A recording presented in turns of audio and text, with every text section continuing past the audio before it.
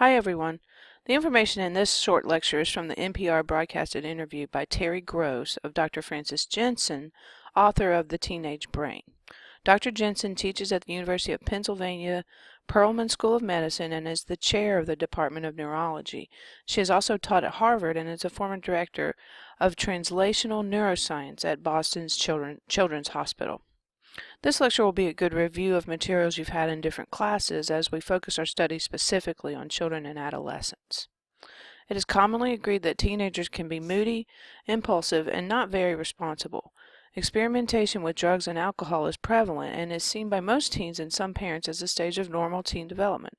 But the fact is, a lot of teens quickly get in way over their heads and with what started as a little weekend fun. Recent research helps explain why teens are especially susceptible to becoming addicted to anything from cell phones to drugs and alcohol. The brain is the last organ to develop. The prefrontal cortex is the last area of the brain to develop. This is the area that controls impulsivity. It is also the area of learning and of reward seeking. It has been thought that the brain develops at the same rate as the rest of the body and that when a child goes through puberty, the whole child is starting to become an adult. In our society, a person is considered an adult at age 18. Researchers now know that the body may be that of an adult, but the brain is not. It often takes into the mid and possibly late 20s for the brain to fully develop. The areas of insight and empathy, as well as executive functions, are the last to develop, so rather than risky behaviors being suppressed, teens often feel bulletproof. Do you remember this type of thinking well into your 20s? The connections between the areas of the brain are insulated like electrical wires. This insulation is called myelin.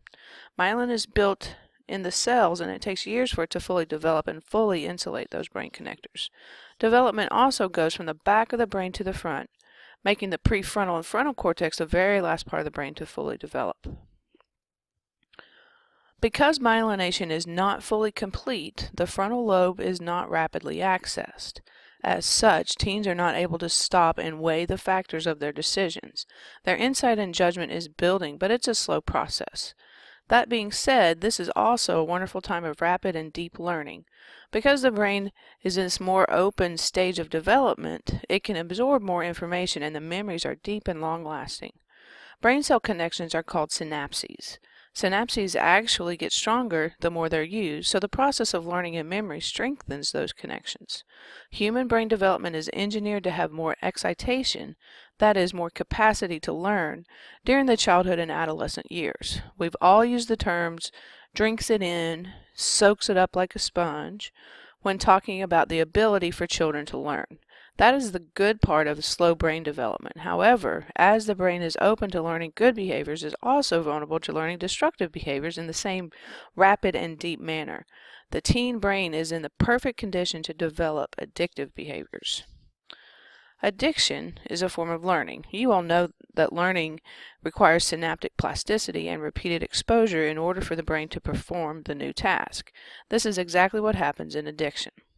Addiction happens in the same efficient manner due to the plasticity of the brain. The synapses build a reward circuit around the substance to stronger and harder and longer degree. This is the perfect storm of addiction. It is very important that teens know about themselves so they can get addicted faster and more severely because of their developmental stage. And more so, the effects of the substances are more toxic and permanent on the teen brain because of the vulnerability of uninsulated brain connectors. It's been found that binge drinking, which is a worst-case scenario, can actually kill brain cells in a teen even though it doesn't to the same extent in the adult brain.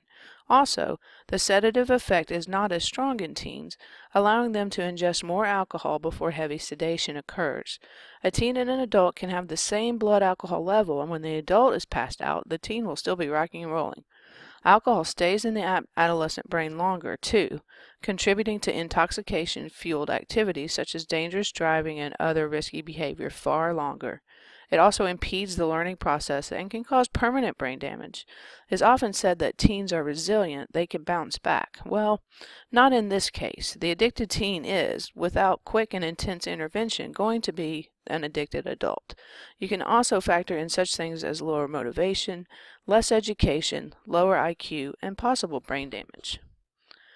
Marijuana also has a different effect on the adolescent brain than the adult brain. Again, it's because they have more synaptic plasticity, so there's more target area for the drug to lock onto. The brain produces natural cannabinoids that are designed to modulate the signaling in the brain so that the brain has built-in receptors for this natural substance to lock onto. If cannabis is ingested or smoked, it goes to these same receptors. These target areas actually block the process of learning and memory, setting up an impairment that prohibits the development of new memories. So not only does the marijuana have some place to land, like alcohol, it stays in the teen brain longer, up to several days, impairing learning and memory. This is another factor that should be clearly explained to teens. If they get high over the weekend, it's going to have an effect on their ability to learn on into the following week. There's some good news on the research horizon concerning treating epilepsy in children with marijuana. Seizure activity, which can vary widely, is simply overexcitation of the brain synapses. Since cannabis inhibits this excitability, treating seizure-disordered individuals with this drug can be effective. Now I want to change direction just a little bit and look at the teenage brain and stress. We've established that the teen brain is very impressionable because of those exposed target areas and is continually shaped by the environment. So stress, like good experiences or detrimental experiences, changes the wiring diagram and chemistry of the brain. Stress, like any other stimulus, has a long-term effect on brain health. High levels of stress have shown an increase in the risk of depression as adults. Like with substance use, the synapses are being conditioned by whatever is in their environment, so the synapses are built in a different way than they would be without the stress. In the case of teens, this often leads to an increase in depression. It's easy for an adult to think that teens don't know what stress is because they have not yet experienced the trials of adult life, but remember that life is relative to what one knows. To a teen, the stress of being accepted or not accepted by peers, pressure in school, and general worry about the future are all extremely stressful. If a teen has to handle, in addition, the unfortunate stress of a parent's divorce or some kind of abuse at the hand of a parent or significant figure, then the stress can become intolerable. Teens have not yet learned the important life lesson that most things get better with time. Because depression is learned by that vulnerable brain, it is deep and long-lasting and can result in a lifetime of depression even if things get and stay much better as the adolescent grows into an adult.